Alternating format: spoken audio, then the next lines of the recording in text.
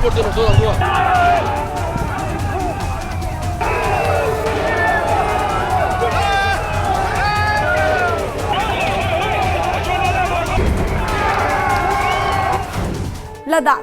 वो इलाका जो कभी अपनी शांत वादियों, बर्फीली चोटियों और पर्यटन के लिए जाना जाता था, आज सियासी और सामाजिक उथल-पुथल का केंद्र बन गया है। स्टेटहुड और सुरक्षित नौकरियों की मांग को लेकर यहां लोग सड़कों पर हैं और हालिया हिंसा ने पूरे देश का ध्यान एक बार फिर लद्दाख पर खींच लिया है। सवाल बड़ा है, आखिर ऐसा क्या हुआ जो इलाका 2019 में केंद्र शासित प्रदेश बनने पर खुश था, वही आज ठगा हुआ और गुस्से में नजर आ रहा है। ये 24 सितंबर की तस्वीरें आप मेरे पीछे देख रहे हैं, जब लद्दाख में हिंसा भड़क उठी। लेह में बीते दिनों प्रदर्शन अचानक हिंसक उठा। प्रदर्शनकारी सड़कों पर उतरे, आगजनी और तोड़फोड़ की घटनाएं सामने आई। हालात बिगड़े तो प्रशासन ने तुरंत धारा 163 लागू कर दी और सुरक्षा बलों की तैनाती बढ़ा दी। इस बीच पर्यावरणविद और सामाजिक कार्यकर्ता सोनम वांगचुक, जो लंबे समय से लद्दाख की मांगों को लेकर अनशन पर बैठे थे, उन्होंने हिंसा को दुर्भाग्यपूर्ण बताते हुए अपना अनशन खत्म कर दिया। लेकिन सरकार ने सीधे सीधे उंगली उन्हीं पर उठाई। गृह मंत्रालय ने कहा कि 24 सितंबर को दिए गए उनके भड़काऊ बयान के बाद ही भीड़ उग्र हुई और अनशन स्थल से निकलकर हिंसा की।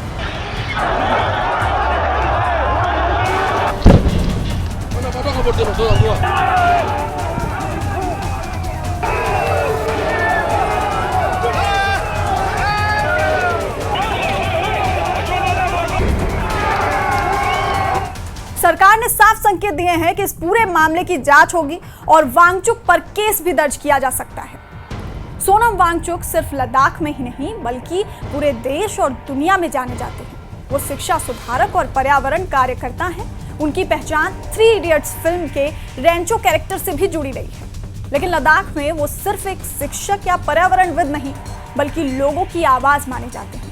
वो सालों से मांग उठा रहे हैं कि लद्दाख को छठे सूची के तहत सुरक्षा दी जाए ताकि यहाँ की जनजातीय आबादी की जमीन, रोजगार और संस्कृति सुरक्षित रह सके। सोनम वांगचुक का तर्क रहा है कि जब तक स्थानीय लोगों को राजनीतिक अधिकार, उनके कानूनी सुरक्षा नहीं मिलेगी, तब तक यहाँ की पहचान खतरे में रहेगी। और इसी मुद्दे पर वो लगातार केंद्र सरकार से गुहार लगा रहे थे और हाल ही में उन्होंने कई दिनों तक कड़ी ठंड में भूख हड़ताल भी की, पूर्ण राज्य का दर्जा यानी कि स्टेट हो, ताकि वो अपने भविष्य और संसाधनों पर खुद निर्णय ले सके। छठे शेड्यूल की सुरक्षा, जो आदिवासी क्षेत्रों को विशेष अधिकार देता है, इसके साथ ही स्थानीय नौकरियों और जमीन पर गारंटी, ताकि बाहरी लोग आकर यहाँ की जमीन ना खरीद लें और नौकरियां ना छीन लें।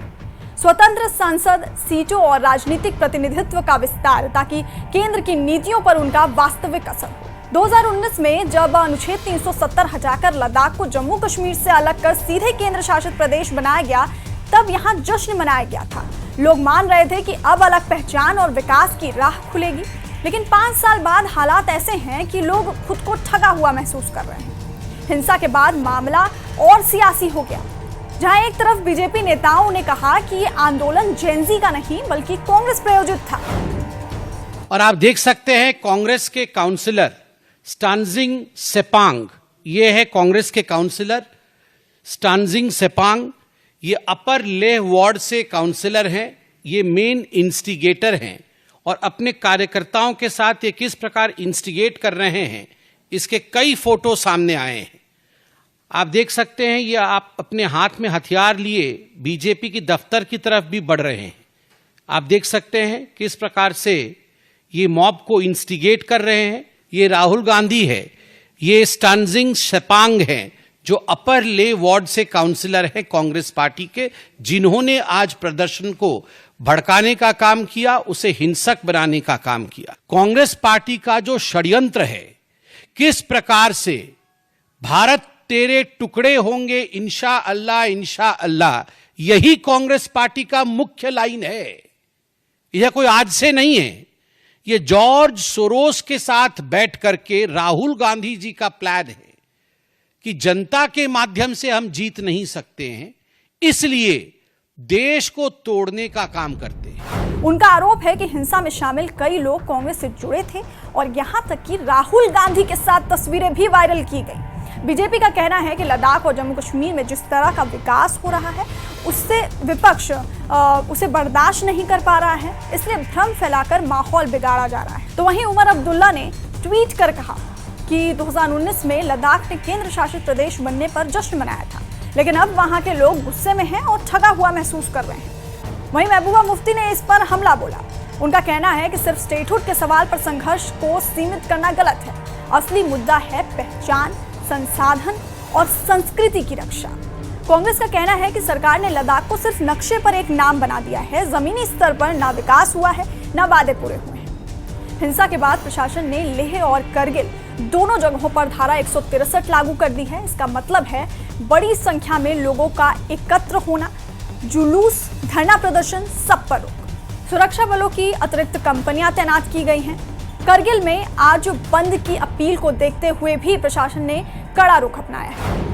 बेहद दुर्भाग्यपूर्ण है आज ये जो घटना सुनाई दी कि लेह के अंदर आज आगजनी और पथराव जैसी घटनाएं हुई, और आज हमें सुनने को आ रहा है कि 10 लोग वहां जख्मी हुए, और ये बेहद दुर्भाग्यपूर्ण है। ये बिल्कुल कुनीतियों का नतीजा है जो भाजपा द्वारा जम्मू कश्मीर का विभाजन कर दिया गया, जम्मू कश्मीर को एक स्टेट से एक यूटी को बना दिया गया। आज उनको अपनी कुनीतियों की वजह से जम्मू कश्मीर को जला के रख दिया। मुझे लगता है कि आज इसकी रिस्पॉन्सिबिलिटी भाजपा को लेनी चाहिए, लेकिन उससे भी दुर्भाग्यपूर्ण ये है कि भाजपा कभी भी अपनी मॉरल रिस्पॉन्सिबिलिटी नहीं लेती। कभी वो नेहरू जी को इसके लिए ब्लेम करती है, कभी कांग्रेस को और कभी फॉरेन हेड्स को। ये टोटल रिस्पॉन्सिबिलिटी अगर आज किसी की है तो वो साहब की गलत नीतियों की है कि जम्मू कश्मीर जल रहा है। मैं जानना चाहती कि 2019 के बाद जम्मू कश्मीर को मिला क्या? आपने विभाजन किया और उन्होंने क्या पाया उसमें से? जम्मू कश्मीर और लद्दाख को अलग कर दिया, जम्मू कश्मीर अलग जलता रहा, यहां आतंकवाद की घटनाएं बढ़ गई। आज लोगों में एक असंतोष है, इनकी कुनीतियों की वजह से आज लोगों को समझ नहीं आ रहा कि चुनी हुई सरकार को किस तरह से आप एक सिलेक्टेड एलजीयूस को बीच में अपना विवाद खड़ा करके और लोगों को उसकी वजह से सफर करना पड़ रहा है। सेम इसी तरह से आज लेह के अंदर हो रहा है। ये लेह और जम्मू कश्मीर को जिस तरह से जलाया है भाजपा ने, इसको लोग कभी माफ नहीं करेंगे। हालांकि सवाल उठ रहा है कि क्या सिर्फ कानून व्यवस्था से मामला शांत होगा या फिर राजनीतिक हल तलाशना जरूरी है। लोग मानते हैं कि केंद्र शासित प्रदेश बनने के बाद जिस विकास की उम्मीद थी वो पूरा नहीं हुआ। बाहरी लोगों की बढ़ती दखल से युवाओं में बेरोजगारी की चिंता बढ़ी है। लद्दाख की जनजातियों और बौद्ध संस्कृति को लोग खतरे में मानते हैं। कई राजनीतिक विश्लेषकों का कहना है कि लद्दाख की स्थिति को नजरअंदाज करना खतरनाक हो सकता है। अगर मांगों को सुना नहीं गया तो यह आंदोलन और उग्र हो सकता है और पर्यावरणविदों से लेकर युवाओं तक सभी तबकों को जोड़ सकता है। वहीं दूसरी ओर सुरक्षा विशेषज्ञ मानते हैं कि यह इलाका संवेदनशील है क्योंकि चीन और पाकिस्तान की सीमा से सटा है। ऐसे में आंतरिक असंतोष अगर बढ़ा तो ये राष्ट्रीय सुरक्षा के लिए भी चुनौती बन सकता है। अब बड़ा सवाल यही है कि क्या केंद्र सरकार लद्दाख की मांगों पर बातचीत का रास्ता निकालेगी या फिर ये आंदोलन और बढ़ेगा। लद्दाख का जनादेश साफ है, उन्हें सिर्फ केंद्र का छोटा सा यूटी नहीं चाहिए बल्कि अपनी पहचान, अपने अधिकार और अपनी जमीन पर फैसला लेने की ताकत चाहिए। लद्दाख का संघर्ष सिर्फ राजनीति नहीं है, ये वहां के लोगों की अस्मिता, रोजगार और अस्तित्व का सवाल है। एक तरफ सरकार इसे कानून व्यवस्था का मसला मान रही है और दूसरी तरफ लोग इसे जीवन मरण का सवाल कह रहे हैं। तो लद्दाख में स्टेटहुड की मांग को लेकर छिड़ी जंग अब सड़कों से लेकर सियासी गलियारों तक पहुंच चुकी है।